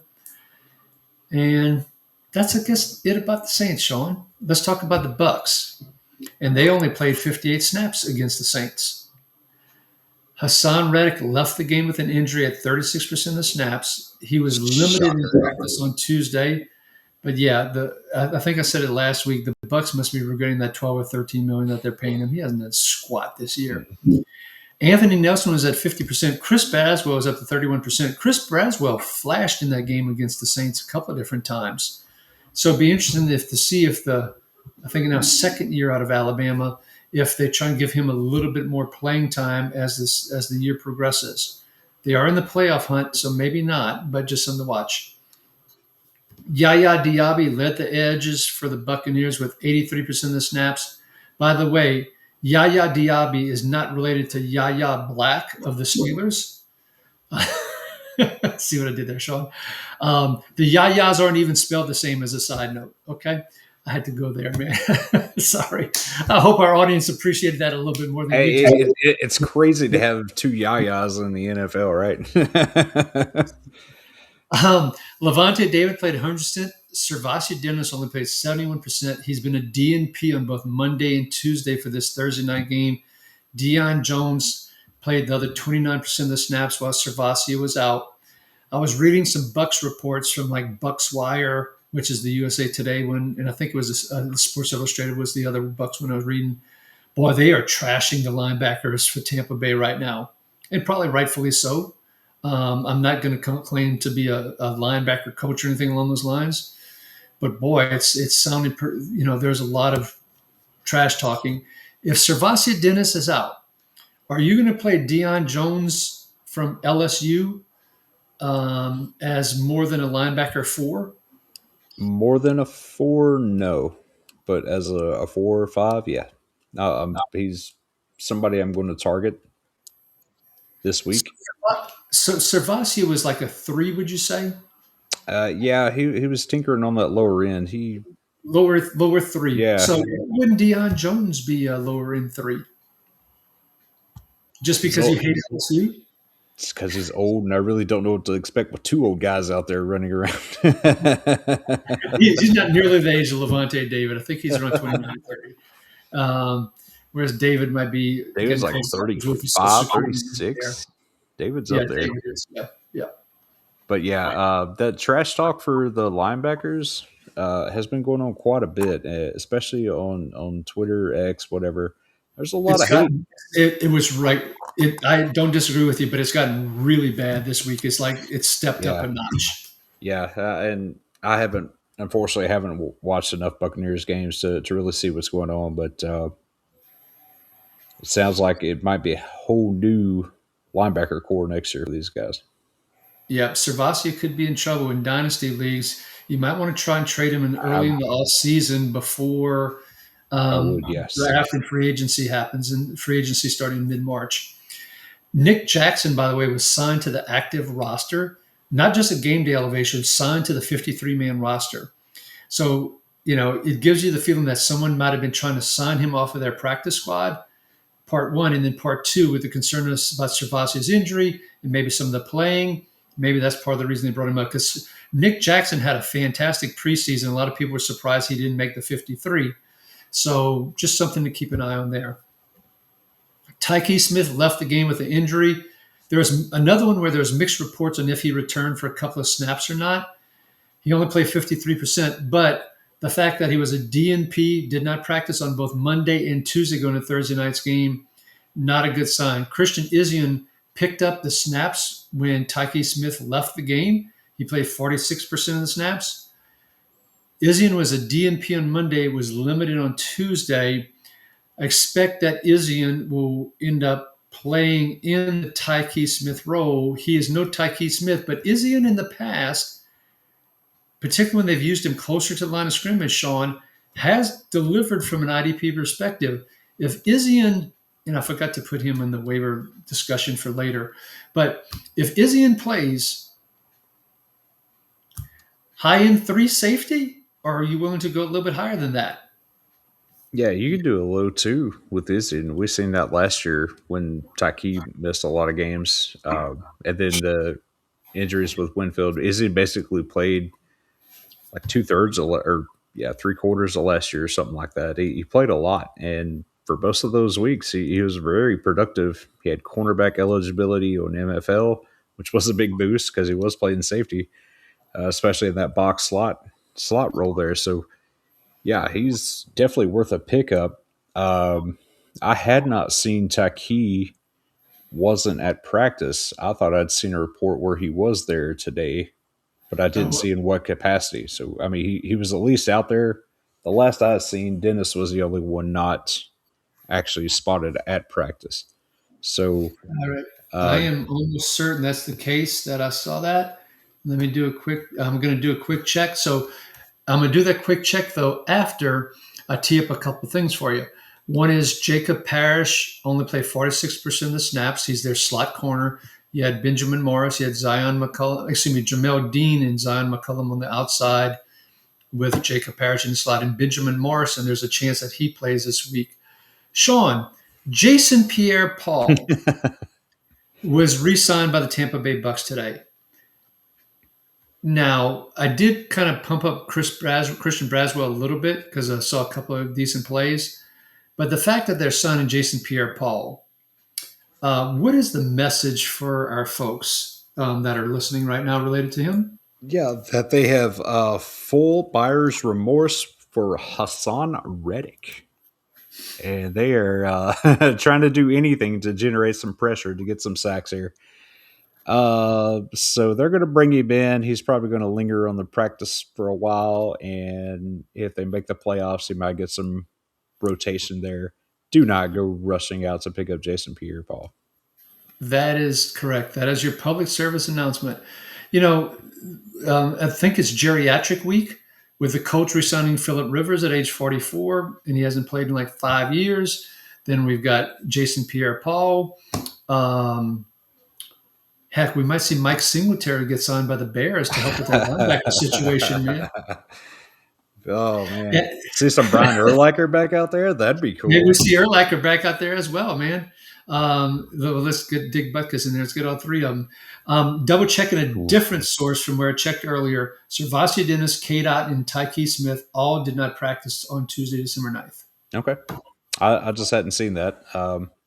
So that's interesting.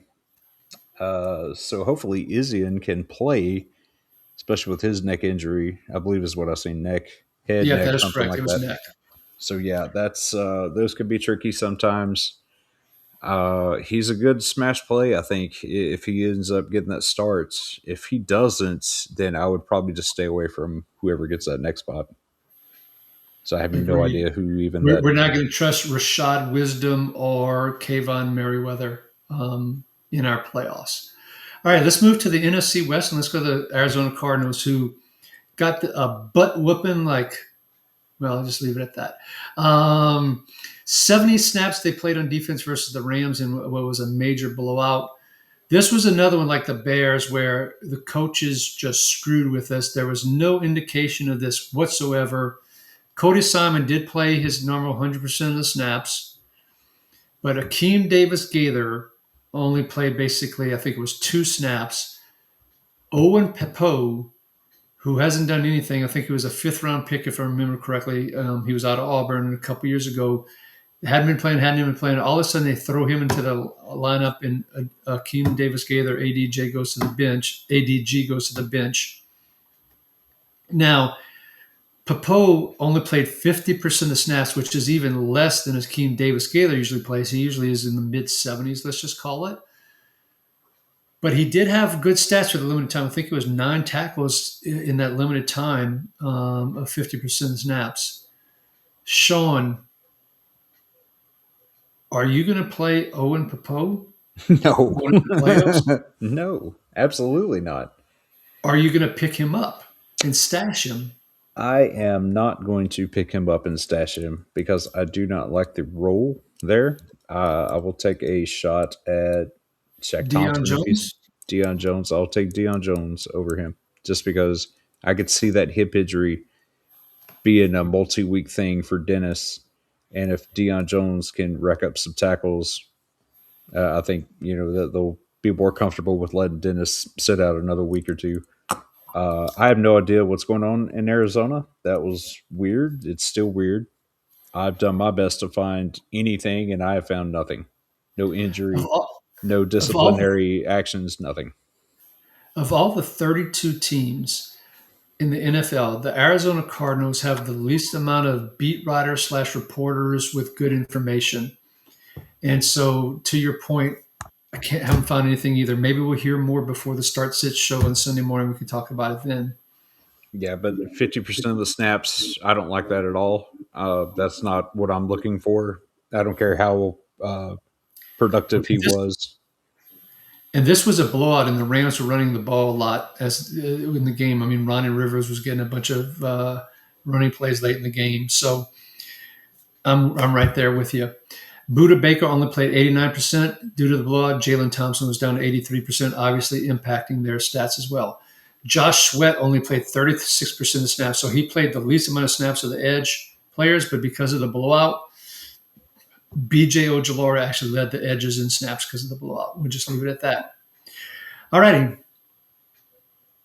Moving to the Los Angeles Rams, who played 62 snaps versus the Cardinals in that blowout game, as we were just talking about. This had a humongous impact to IDP playing time. Byron Young, 53%. Jared Verse, only 47%. Nate Landman, only 63%. Omar Spates, only 45%. Unfortunately, that's going to happen. And so something to consider. The Cardinals defense looks so bad. I'm surprised Jonathan Gannon didn't get fired after that game. And if they have another game this week like that, I expect him to get fired in an interim coach. So if he can't motivate the troops, no. Yeah, So when you have a team as good as the Rams and a defense as bad as the Cardinals, that's something we're going to have to look at a little more, especially with this being playoffs. Now it becomes, can I start Lamb or Trevin Wallace? Do I have to start, Cam Curl, or is it Isaiah Oliver? Questions that really shouldn't be coming up because of a matchup like that. We have to be a little more careful about who's playing the Cardinals, who's playing the Rams. yeah. Now Josh Wallace was the primary slot cornerback for the Rams. He played 73% of the snaps with 98% of those in the slot. He's not Quentin Lake, and we're not chasing him. And as I mentioned during the Chargers discussion, the Rams did not have any cornerback hit the 80% mark in terms of snap count. The 49ers returning from bye.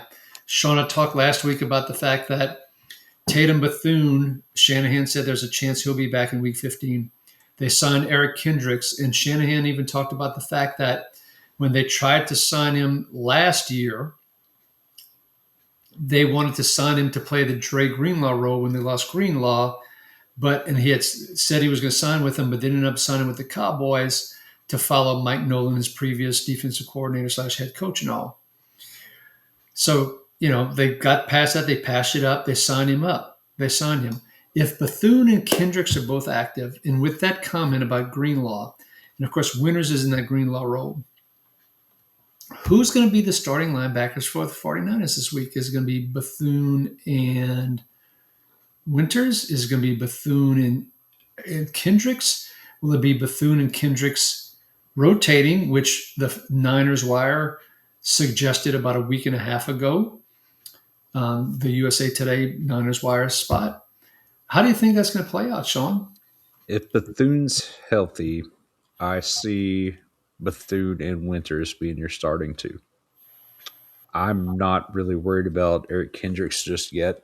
Now, if Bethune is inactive, I I really don't think they like Curtis Robinson, what he's doing. So I could see Curtis Robinson and Eric Kendricks rotating more than I could Bethune and Kendricks rotating.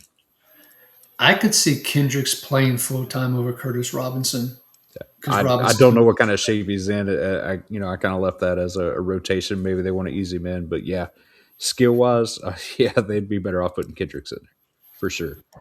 But at his age, to give him that Greenlaw role, I think would be a bit of a mistake because that Greenlaw role is the one that was really allowed to run and do whatever they wanted.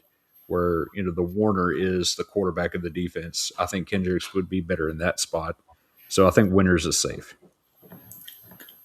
All right, let's move on to the Seahawks. And they played 64 snaps versus the Falcons in that blowout game. Once again, DeMarcus Lawrence was in the low 40s at 44% because of the blowout. But we can expect Lawrence, Nwosu, Derek Hall, and Mafe in that order for edge snaps. Ernest Jones, 80% due to the blowout. Drake Thomas, 72%. Tyrese Knight got a few snaps at 20%. Nick Emanwari, depending on who you ask, played 91% of the snaps. That dude's a stud. Blocking kicks, pass defenses, interceptions, tackles, man. Love some Nick Emanwari. That's the guy we thought he would be when he got drafted with his skill set. That's why everybody liked him over Malachi Starks. Malachi Starks was more of a deep guy, interceptions guy. Emin Warrior is more of a, go get the ball, go hit the ball carrier kind of guy. So this is what we were hoping for, and this is going to be his future. Yep. Julian Love returned from IR, but the combination of him being eased back in a blowout game, he only played 31% of the snaps. Ty Okada, depending on who you ask, played the other 69%. Devin Witherspoon only played 80% as well. He only played 26% in the slot versus the past 2 weeks, which were much higher, where he had played in the mid 50s. So just something to keep an eye on there. Not going to lose sleep over that in a blowout game. Shawn, we made it through all 32 teams. Let's talk some waiver wire stuff. And as I talked about last week, in terms of considering waiver wires, looking at major playing time shifts, injury impacts, or something like a multi-week trend of playing time and productivity. And but you've got to pay attention to the caveats that either we call out here or that we called out early in the show about these players. Now the thing is, you have to have a drop. So if you don't have a drop, you're not necessarily going to drop these guys. So Shawn, the list for linebackers I put together was Shaq Thompson, if no Terrell Bernard, KJ Britt, if no Terrell Dodson, DeMarco Jackson, albeit very risky, very, very risky, Henry Toto, Tatum Bethune, Darius Muasau, and the reason I have Bethune a little bit lower because we don't know if he's back from injury. Darius Muasau, if he's activated from IR. Then I have Deion Jones and Owen Popo. Any of those, probably besides DeMarco Jackson, I have a feeling you would have DeMarco Jackson lower on this list. And the more we've talked Yeah. about it, I would put him lower on this list for sure as well. I do have the words risky in the notes if you didn't notice that. Yeah, I think we scared ourselves even more the more we talked about it. Right. So, any of those stand out in particular that you want to talk about? Thompson's the obvious top guy here. With his role and his familiarity with that defense, he's the automatic top guy here. Britt is probably the most intriguing fill in, so I like him as your second guy, especially in that Dotson role where that defense has been putting up tackles all year long. Whether it be Brooks, Dotson, yeah, Britt's the last time playing. I think he did decent. I can't fully remember, to be honest with you. I might move Deion Jones higher, maybe up near that Toa range, and then Jackson is probably the biggest wild card on here outside of Papo. But yeah, for the most part, I think that's the main guys I'm targeting are Thompson, KJ Britt, Deion Jones. Toto is gone in most of my leagues. Yeah. Bethune's probably gone in your leagues as well. Buasau might be out there. Again, that one's a little risky too. That could go several different ways. He's got to be activated first, so we'll know if he's in or out. All right. Let's move to defensive tackles then. So, I've got BJ Hill, Jordan Davis, Mason Graham, Tommy Togiai, Moro Ojimo, Yaya Black if Derek Harmon is out, and then Tershawn Wharton, Jalen Redmond, and Adam Bawore if DeForest Buckner continues to be out. Defensive tackle in defensive tackle required leagues, like this is all of these are going to be matchup dependent as we go through the last 3 weeks. Names to keep an eye on and consider depending on matchups. And remember, think about those teams that we called out where you can take advantage of them, like we talked about with the Chargers, for example. Let's move to defensive ends. Once again, still similarly matchup dependent. You have Donovan Izaruku, James Pierce, Jalix Hunt, Mike Green, Marcus Davenport, Chop Robinson, Jalen Walker, Al-Qadim Muhammad, AJ Epinesa if Joey Bosa's out, but he'd be more volume-based, as would Austin Booker, Miles Murphy. Any of those that you would say, no, Ricky, I would rocket one of these to the top of that list. I would these. start James Pierce over Rashawn Gary right now. The role he's on, I think it's 5 straight games with a sack. Rashawn Gary is not giving me that. Now Pierce isn't giving me much more than that. He is sack or bust right now, but I would start him over Rashawn Gary. Going back to that discussion earlier. Agreed. Now, the Atlanta plays Tampa Bay, so this is where we talk about matchups, and this is kind of looking out for all 3 weeks, not for just this coming week necessarily. Tristan Wirfs was a limited participant today for Tampa Bay. So if he's back, the Tampa Bay line might be more at full strength. Do you play James Pierce against that Buccaneers offensive line and with their wide receivers more at full strength? With Evans potentially back, Jalen McMillan potentially back as well. Those are the things you need to consider when you're looking at your lineups. All There's right. a lot of variables there. Whole lot of variables. A lot of ifs. Exactly. Let's move to defensive back, where I have Kevin Winston 1 and Malachi Moore 2, but they're very close as we talked about earlier in this show. Gardner Johnson with no Kyler Garden, Jordan Poyer, Isaiah Oliver if Tony Adams is out, Christian Izien. I have a feeling you'll have Izien a little bit higher. Then you get into your Will Harris's and Eric Murray's, who are kind of guys. Avante Maddox, who we talked about, is, just like Isaiah Oliver, cornerback eligible, but playing a safety role, but as I noted in our notes, risky there. Then you have Jordan Howden and Justin Reed is out. You have Darian Porter, Marcus Epps, and then a couple more really risky ones on the bottom because I know we talked about Dane Belton quite a bit. He would be very risky, and Lathan Ransom would be risky as well, taking a chance that they would both get full-time roles when we really don't know that's going to be the case. Shawn, any of those you would change order-wise or jump way up or way down?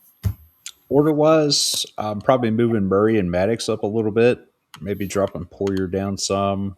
Will Harris is probably at the bottom of those safeties for me. But I mean, we're splitting hairs here. Tyke missing another practice really shoots Izzy up for me. Both And the when other I built guys here, when I built this list, I didn't know that Tyke was a DNP again today. so you're probably putting him more in that top 4 Yeah. of those guys. Yeah. Yeah, I think that's right. But a lot of good options here. There's Isaiah Oliver, Christian Izzy, and Will Harris, Avante Maddox all have cornerback eligibility on some of these other platforms too. So that makes them a little more intriguing, where you could actually pick one up as a corner and another for an actual safety, like Malachi, Gardner Johnson, either one of those. So you could actually double down on a couple of these guys here. All right. So there's our waiver list, folks. And now we're going to wrap up the show as a result. So give you a good recap of week 14, some stuff to look ahead for weeks 15 and beyond. Remember, we have a start sit show this Sunday morning and every Sunday morning until through week 17, starting at 11 a.m. Eastern, 10 a.m. Central on this IDP Plus YouTube channel. Get your questions in early because we're not going to go 2 hours. We're going to go an hour and 5 minutes, probably tops. So get your questions in early. If you want to make sure your question gets answered, though, you can use the super chat feature and we'll make sure to answer your question before we get off the line. And we will give it lots of analysis as well. All right, that wraps up this IDP Plus advice show for this week. If you liked it, once again, please give it a thumbs up and subscribe to the channel. Shawn and I will be monitoring the questions, as I've talked about a couple of different times, as well as your comments and suggestions. Give me a follow at RickyRod66, Shawn at Shawn8386. With that, we will be back here next week as well to recap week 15 and look for those next couple of weeks. We hope that you all will join us. So on behalf of Shawn Teague, this is Ricky Rodrigue wishing you, your family, and your friends great health and happiness. Be kind to one another. We're out of here, and we'll see you next time.